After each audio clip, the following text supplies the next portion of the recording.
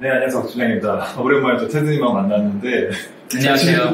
네, 안녕하세요. 11월이니까 이제 내년도 마케팅에 대해서 한번 예측까지는 아니고 이거는 뭐 편하게 이야기를 한번 해보자 라는 자료로 좀 준비를 했어요. 그래서 사실 마케팅에 대해서도 흐름이 계속 변하잖아요. 네, 퍼포먼스로 갔다, 컨텐츠로 갔다, 다시 요즘엔 또 뭐 브랜드 마케팅 이렇게 오고 있는데 맞아요. 사실 요즘 살짝 들리는 소리가 퍼포먼스 마케팅이 좀 약간 약해졌다.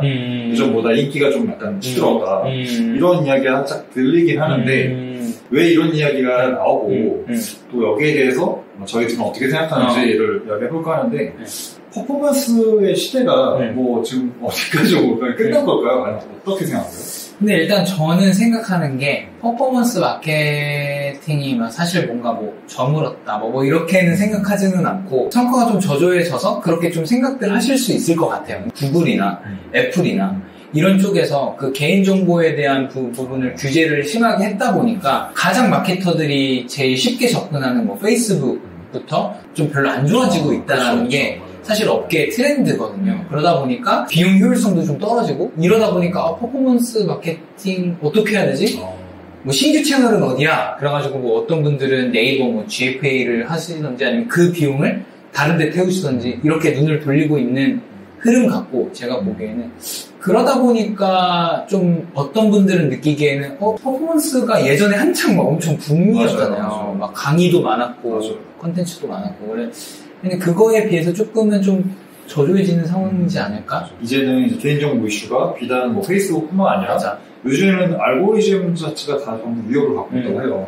개인한테 이 알고리즘의 선택권을 부여해서 우리 스위치 온오프를 끼듯이 그걸 이제 사용자한테 제공을 해야 된다. 우리 플랫폼 중심적으로 뭔가 광고를 내보내기가 좀 어려워질 수도 있겠구나. 약간 뭐 구글 크롬 쿠키지도 있고. 그렇죠. 저도 사실은 생각을 해봤을 때 퍼포먼스라는 개념이 너무 없다가 한 번에 확 들어온 그런 시간이었던 것 같고 이제 밸런스를 잡아가면서 각 마케팅 영역이 고유의 어떤 가치를 인정받으면서 좀 공생에 나가는 그런 구조가 되지 않을까 생각 좀 들고요. 그런 의미에서 다시 뭐 브랜딩의 시대가 오고 있다 이런 이야기도 나오고 있는데 사실 브랜딩이라는 게 사실 어렵잖아요. 어렵죠. 브랜딩이 과연 그냥 뭘까? 그래서 뭐 어떻게 생각하세요? 저는 사실 브랜딩은 뭐 다시 온 건 아니고 사실 언제나 그렇게 중요하다라고 생각은 들거든요. 예전도 그렇고 지금도 그렇고 미래도 그렇고 전 브랜딩이 항상 중요할 거라고 생각이 드는데 그럼에도 불구하고 조금 각광을 받았던 이유가 아까 말씀하신 것처럼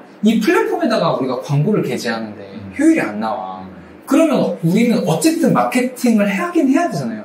그러니까 저는 기업에서 선택하는 게 자신의 SNS 채널, 그러니까 온드미디어를 강화하는 부분으로 진행되고 있다라고 생각은 들어요. 그러니까 기업을 운영하는 대표였으면 퍼포먼스가 안 나오면 물론 거기서 우리가 어떻게든 정답을 찾긴 해야 되지만 상대적으로 지금이라도 빨리 우리 채널을 키워서 우리 채널 애초에 키우는 게 더 답이라고 생각하거든요. 그러려면 우리만의 어떤 콘텐츠가 있어야 되고 그걸 하려면 결국엔 또 브랜딩을 가져가야 되고 그러니까 그런 순환에서 브랜딩이 좀 뭔가 각광받는 게 아닐까라는 생각이 들지만 어쨌든 브랜딩은 항상 중요해 왔다라는 생각은 조금 들어요. 온드미디어를 중심으로. 기존에는 사실 알고는 있는데 중요성을 못했던 이유가 일단 시간과 노력이 많이 들어가고 그리고 단기적으로 퍼포먼스의 성과가 잘 나오다 보니까 약간 나오는 거에 더 집어넣어 그럴 수도 있어. 이렇게 단기적 성과에 매몰되다 보니까 사실은 온드미디어 뭐 잘 되면 좋은데 이제 다시 한번 온드미디어의 약간 그 중요성이 곁에 있지만 약간 소중한 걸 익숙해져서 몰라서 이런 느낌입니다. 그럼 일단 브랜딩을 위해서 가장 챙겨야 될 건 첫 번째로 일단 온드미디어다라고 생각을 하시는 거고요. 네, 맞아요. 그래서 약간 진짜 오래 걸리는 싸움이긴 해요. 맞아요. 그렇다 보니까 지금이라도 빨리 어쨌든 시작해야지 우리가 한 달 뒤, 뭐 두 달 뒤, 세 달 뒤에 우리 나올 수 있는 거고 그러니까 우리가 하려는 말도 중요하지만 고객이 듣고 싶은 말도 사실 중요하잖아요. 그래서 고객 관점에서 어떤 이야기를 듣고 싶을까 이런 것들 좀 생각해 보시는 게 좋을 것 같고 그리고 아시다시피 시장도 이미 너무 성숙했어. 그러니까 뭐 이제 솔직히 소비자들도 옛날에는 좀 속았다면 이제는 뭐 페이스북에서 보시면 뭐가 광고고 뭐가 광고가 아닌 거 다 알잖아요. 요즘에 뭐 브랜디드 컨텐츠라고 했을 때 예전에는 이게 광고인지 아닌지 모르겠지만 솔직히 요즘 다 알잖아요.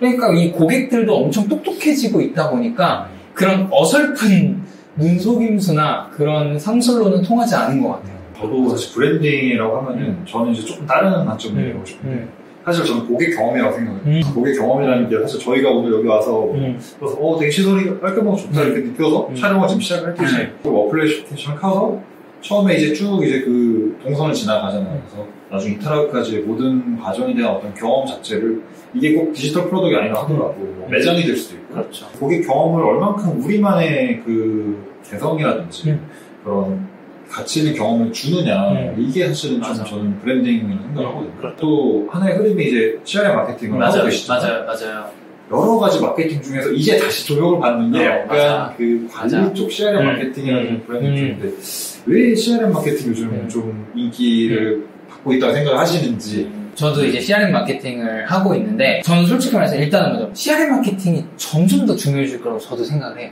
그러니까 이거는 저의 논리입니다. 이게 정답은 아닙니다. 그러니까 왜 그러냐면 시장에 솔직히 말해서 지금 돈이 엄청 많거든요. 뭐 이제 스타트업도 조금만 성장하면 시장에 돈이 많기 때문에 투자도 많이 받고 많이들 기업에서 하시는 게 쿠폰 플레이, 즉 뭐 할인도 많고 회원가입 딜이라고 하죠. 웰컴 딜이라고도 하는데 그냥 뭐 회원가입하면 뭐 100원으로 뭐 살 수 있는 이런 프로모션이 넘쳐나고 있거든요. 이게 뭐 저의 메시지뿐만 아니라 여러분들도 하루에 뭐 카카오 메시지나 알림이나 이런 거 보시면 지금 특히 연말이다 보니까 엄청나게 많은 어떤 커머스나 기업들에서 프로모션이나 이런 걸 강하게 때리고 있어요. 그러면 그 말은 뭐냐면 솔직히 말해서 고객 입장에서는 저도 고객 입장에서는 솔직히 많이 할인해 주는 데서 살 거 아니에요.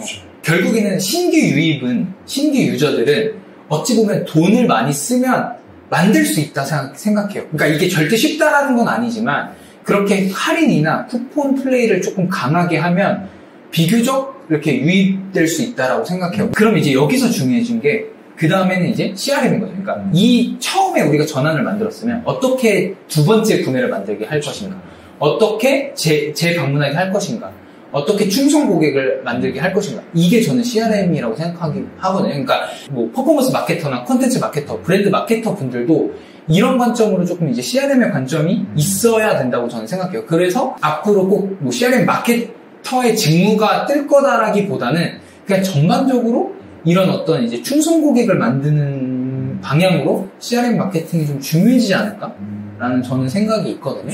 요즘 배달민족하고 쿠팡이츠를 봐도 서로 막 엄청 쿠폰도 많이 뿌리는데 거기까지는 이제 돈을 쓰면은 사실 따라오는 게 이제 인지상정인데 그 이후에 그만큼의 명분이 없어도 그렇죠. 고객을 이끌려면은 뭔가 다른 혜택이나 매력이 좀 필요한데 그런 지점에서 이제 어떻게 풀어가느냐가 결국에는 브랜드에 대한 경쟁력이자 고객을 계속 유치할 수 있는 관건이다. 그렇죠. 이게 뭔가 푸시를 하고 또 다른 혜택을 주는 것도 중요하지만 아까 말했던 뭔가 고객 경험도 중요하잖아요. 근데 사긴 샀는데 경험이 엄청 불편했어. 그러면 안 살 거잖아요. 그러니까 그런 UX 관점에서도 어쨌든 이런 CRM이 결국엔 뭐 커스터머 릴레이션십 매니지먼트니까 이런 커스터머와 릴레이션십을 얼마나 끈끈하게 맺느냐가 앞으로는 좀 중요해지지 않을까? 이제는 약간 두 번째 이후에 퍼스트 터치가 아니라 그 이후의 경험이 주변 전 시대로 성숙히 접어들고 있다라고 좋은 말씀 해주셨고 내년도 마케팅에 대해서 좀 이야기 해보려고 해요.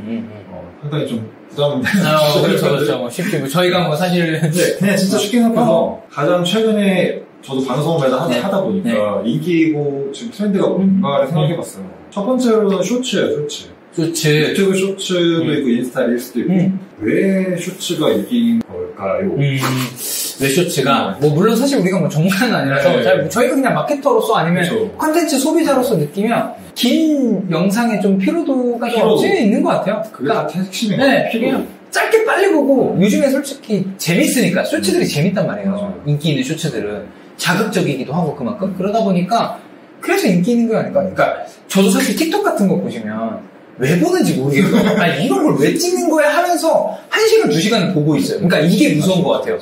그러니까 콘텐츠는 비록 막 춤추고 이런 거 왜 찍는 거지 하면서 막 1시간, 2시간을 보고 있으니까 이게 저는 핵심인 것 같아요. 체류 시간. 사진으로 부족하고 영상은 너무 딥하고 우리가 찍먹이라고 하죠. 이제 약간 간만 살짝 보는 그게 이제 쇼츠 역할을 잘하고 있다고 생각을 하고 지금 저희 같은 영상은 나가도 5분, 10분 나가잖아요. 맞아. 두 번째로는 지금 아까 이야기한 어떤 직무적 관점 방금 약간 미디어 관점 어떤 하나의 포지션의 전문성 특화된 마케터들 퍼포먼스 콘텐츠 아까 이야기한 뭐 CRM이라든지 아니면 전체를 포괄하는 브랜드 마케터 이렇게 머릿속으로 놓고 봤을 때 어떤 쪽이 좀 더 내년도에 행할 거라고 생각하시나요? 이거는 근데 진짜 논란이 좀 있을 거예요. 그러니까 논란이라는 게, 저도 진짜 궁금하고, 저도 이게 좀 이제 생각을 해볼 만한 주제인 것 같긴 해요.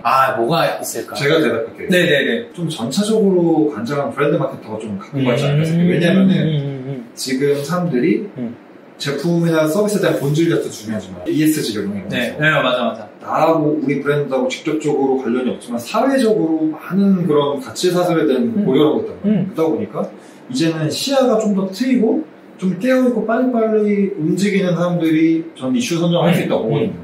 물론 전문성 있는 사람들은 그 안에서의 최선의 퍼포먼스 위해 노력을 하겠지만 새로운 어떤 아젠다를 선정하고 이끌어가는 거는 브랜드 마케터들이 좀 더 활발하게 하지 않을까라는 생각이 일단 들었고, 마지막으로 그럼 내년도에 저희가 여러 가지 요즘 마케팅 업계에 떠돌아다니는 이제 내년도에 이게 될 것이다. 핫할 것이다. 이제 그 키워드가 있는데 그 트렌드를 아우르는 키워드를 가지고 하나만 꼽아보자면 내년도에 이런 마케팅이 꼭 같다. 뭐 솔직히 말해서 뭐 많죠. 예를 들면 뭐 요즘 엄청 유명한 뭐 메타버스부터 시작해가지고 뭐 AI 뭐 많은데 저는 그냥 업계에 있는 사람으로서 앞으로 개인화 마케팅이 좀 더 중요해질 것 같아요. 네, 그러니까 그냥 단순하게 이런 거예요. 그러니까 제가 뭐 앱을 사용했는데 다음번에 앱을 뭐 사용하라고 뭐 푸시나 뭐 문자, 이메일이 왔는데 단순히 뭐 이거 세일하니까 오세요 이렇게 하는 것보다는 김민규님 오세요, 김태드님 오세요 이런 식으로 이름 하나만 더 넣어도 성과가 달라지거든요. 근데 이게 이제 이름이 아니라 이 사람이 어떤 행동 패턴을 했고 어떠한 뭐 소비 패턴을 가졌는지 이런 것들을 가지고 메시지나 뭐 마케팅을 하면 당연히 그렇지 않았던 것보다 뭐 CTR이라던가 반응률이나 인게이지먼트 더 올라가요. 이거는 뭐 저명한 사실이에요. 저는 그거를 어디가 제일 잘하냐면 토스가 정말 잘한다고 생각해요. 토스는 진짜 무서운 게 김민규님 여기에 뭘 소비하셨냐고 이런 식으로 푸시가 날라와요. 마치 토스가 말을 거는 것처럼. 토스는 뭔가 사람이 되고 싶다라는 식으로 어떤 그런 브랜드 메시지를 본 게 있었거든요. 그런 것처럼 이런 식으로 좀 개인화 메시지를 건드려주면 개인화 마케팅을 하면 실제적으로 성과나 이런 것들이 더 우수해서 사실 뭐 제가 지금 소속되어 있는 지그지그 같은 경우도 뭐 어떤 소비 패턴에 의해서 앱의 화면이 다 바뀌거든요. 그러니까 추천도 해주고 맞아요.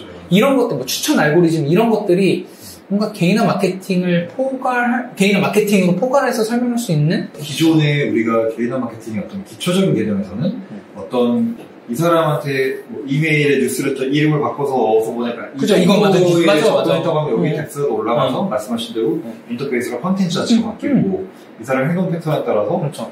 여기서 추천되는 어떤 내용물이 달라지는 그런 고도화 개인화 마케팅이 될 것이다 라고 말씀을 해주신 것 같고요. 저는 제가 이제 마케팅 트렌드 방송을 하는 나름이고 그래서 뭐 메타버스 무슨 AI 이런 거 얘기 안 합니다. 저는 제가 전망을 할 때 구독 서비스 중에서도 융합형 구독을.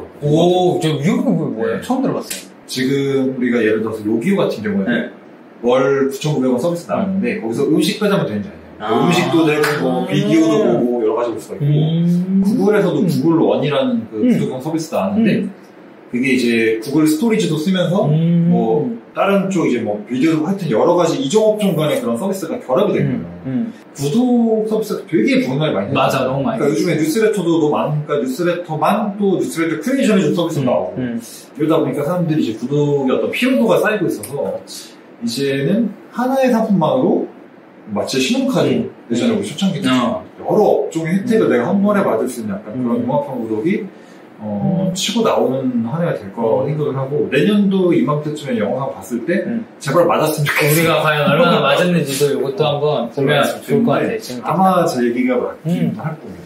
아니 왜냐면 저도 피로도를 느끼고 있어요. 그래서 그런 거 나오면 진짜 좋을 것 같네요. 진짜 저도 쓸 것 같아요. 그래서 사실 이거 제가 한 10분 전에 생각난 건데 역시 일단 이렇게 해가지고 2020년도 마케팅 정리를 하면서 내년도 마케팅 트렌드에 대해서 한번 예상을 해봤습니다. 저희는 다음 달에 이제 12월이다 보니까 올 한 해 동안 우리 뭐 했냐 한번 정리해보자고 올 한 해 저희가 도전한 것들이라든지 맞아요. 기억하고 싶은 것들 같이 이야기해보는 시간 가지려고 합니다. 저희는 다음 달에 다시 한번 인사드리겠고요. 네, 오늘 영상 시청해주셔서 감사합니다. 도움이 되셨다면 영상 구독과 좋아요 부탁드리고 저희는 다음 영상으로 인사드리겠습니다. 고맙습니다. 안녕.